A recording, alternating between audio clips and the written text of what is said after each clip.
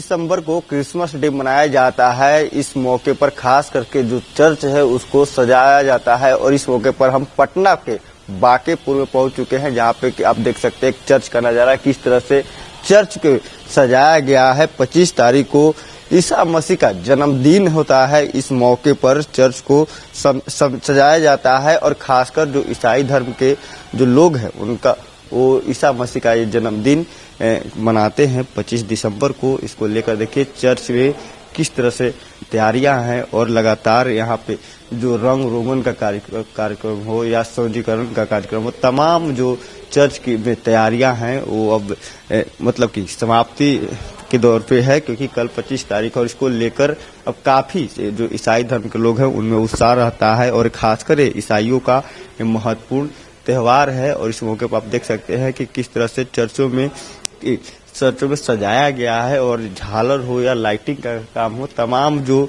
कार्यक्रम है उसको लेकर यहाँ पे सौंदर्यीकरण का भी कार्य चल रहा है। और लगातार जो क्रिसमस डे है 25 तारीख को, इसको लेकर खासकर ईसाई धर्म के लोगों में काफी उत्साह रहता है, काफी बेसब्री से इस दिन का इंतजार करते हैं।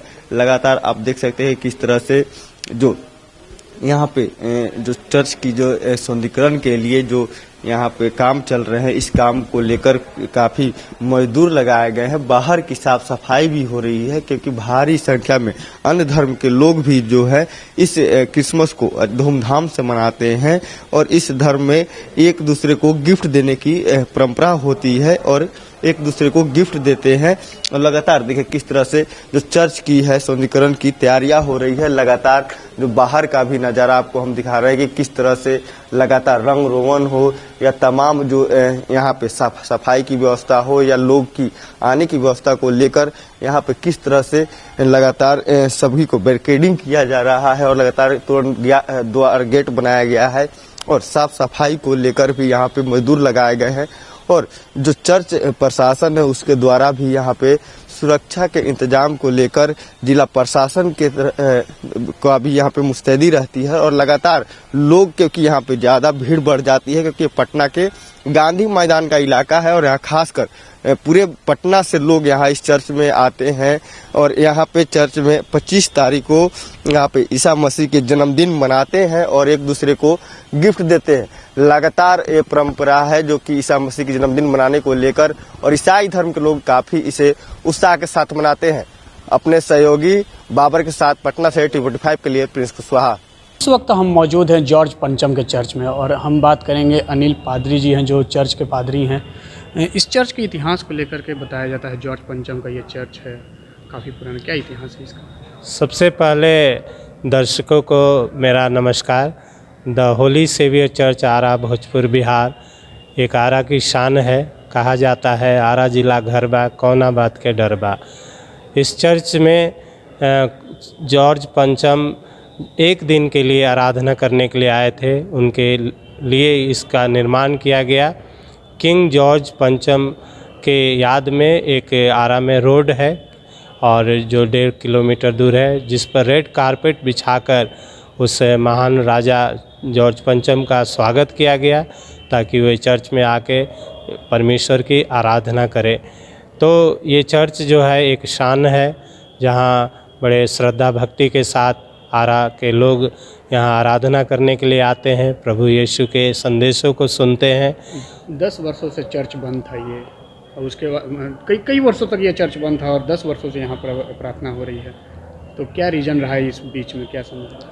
जॉर्ज पंचम के जाने के बाद इस चर्च को मेथोडिस्ट चर्च आरा को हैंड ओवर किया गया था, लेकिन उनके अधिकारियों ने इस चर्च पर किसी प्रकार का ध्यान नहीं दिया और अंततः वे लोगों ने इस चर्च को हमें सौंप दिया। पिछले 10 वर्षों से यहाँ पर हम लोग प्रार्थना करते हैं। एक स्थिति ऐसी भी बनी थी कि इस चर्च के प्रांगण को बेचा जा रहा था और जिस पर शासन की निगाहें आई और इस चर्च को बचा लिया गया। ये आरा का एक ऐतिहासिक चर्च है और आरा के लिए एक ये वरदान है। आइए हम मिलकर इस चर्च को और खूबसूरत बनाएं। चर्च की जो दीवारें हैं आज काफ़ी जर्जर हैं, इसको ऊपर तिरपाल से इसको रखा गया है, ढका गया है, इस पर क्या चर्च कोई ध्यान नहीं दे पाता है क्या? चर्च की आर्थिक स्थिति अभी भी कमज़ोर है और ये चर्च जो है आर्थिक रूप से जूझ रहा है। हम लोग कोशिश करते हैं जो चर्च में दान आता है उसके द्वारा इसमें कुर्सियाँ बिछा रहे हैं, तिरपाल डालते हैं। और ये चर्च जो है बहुत ही आर्थिक स्थिति से कमज़ोर है, जिसके चलते आम दिनों में जब वर्षा होती है पानी भी बरसता है, चूता है, और रख रखाव की कमी है, लाइट की कमी है, बाउंड्री वाल टूटे हुए हैं। हम लोग का प्रयास है कि लोग इसके प्रति अपनी नज़र को दौड़ाएं और इसे सुंदर बनाएं। जब हम नारा देते हैं सुंदर आरा, तो हम चर्च पर भी ध्यान दें, क्योंकि ये आरा की विरासत है। तो अभी हम बात कर रहे थे अनिल जी से, जो चर्च के पादरी हैं। चर्च को 1911 में जब कलकत्ता से दिल्ली राजधानी जब शिफ्ट हुई थी, तो उस दौरान जॉर्ज पंचम एक दिनों के लिए यहाँ पर रुके थे। लेकिन अभी जो चर्च की स्थिति है वो जर्जर है और इस पर किसी का ध्यान नहीं जा रहा है। हालांकि बीच में ये बात भी सामने आई थी कि चर्च का जीर्णोद्धार किया जाएगा। शुभम सिन्हा, TV 45 आरा।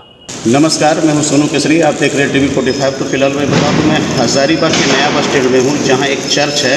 और ये चर्च के पादरी से जानना है कि सर आज क्या कुछ खास होना है। सर क्या कुछ आज खास होना है, आज क्या कुछ वैसा ये क्रिसमस का अवसर है।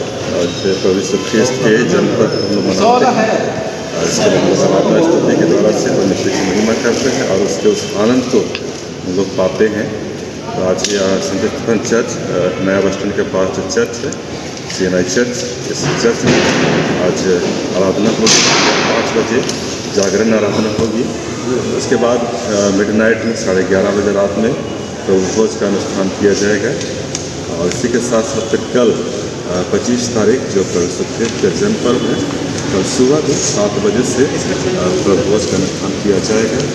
और गीतों के गाने के द्वारा से परमेश्वर की महिमा करते हैं।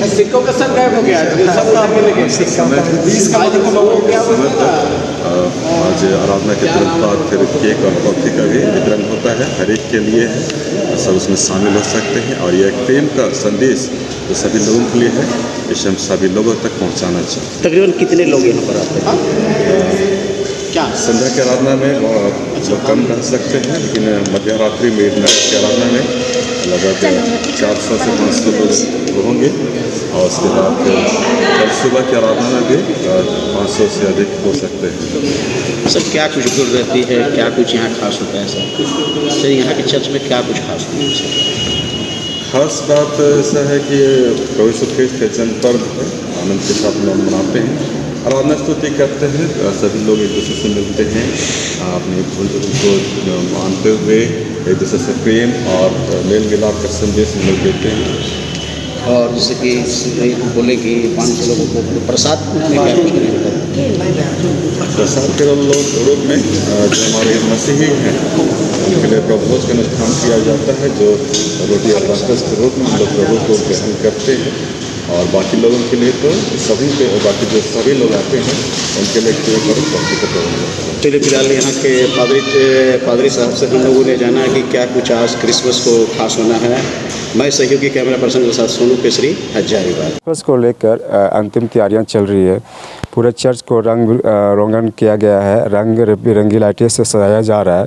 बोधगया में इस चर्च में भी रंग बिरंगी लाइटें से सजा जा रहा है। आप देख सकते हैं कि चर्च में अंतिम तैयारी दी जा रही है। बता दें कि कल यहाँ पर क्रिश्चियन समुदाय के द्वारा धूमधाम से प्रभु यीशु का जन्मदिन मनाया जाएगा। वहीं इस दौरान सभी समुदाय के लोग भी प्रभु यीशु के जन्मदिन समारोह में शामिल होने आते हैं और कैंडल जलाते हैं। बड़ी संख्या में युवक युवतियाँ भी यहाँ पहुँचते हैं।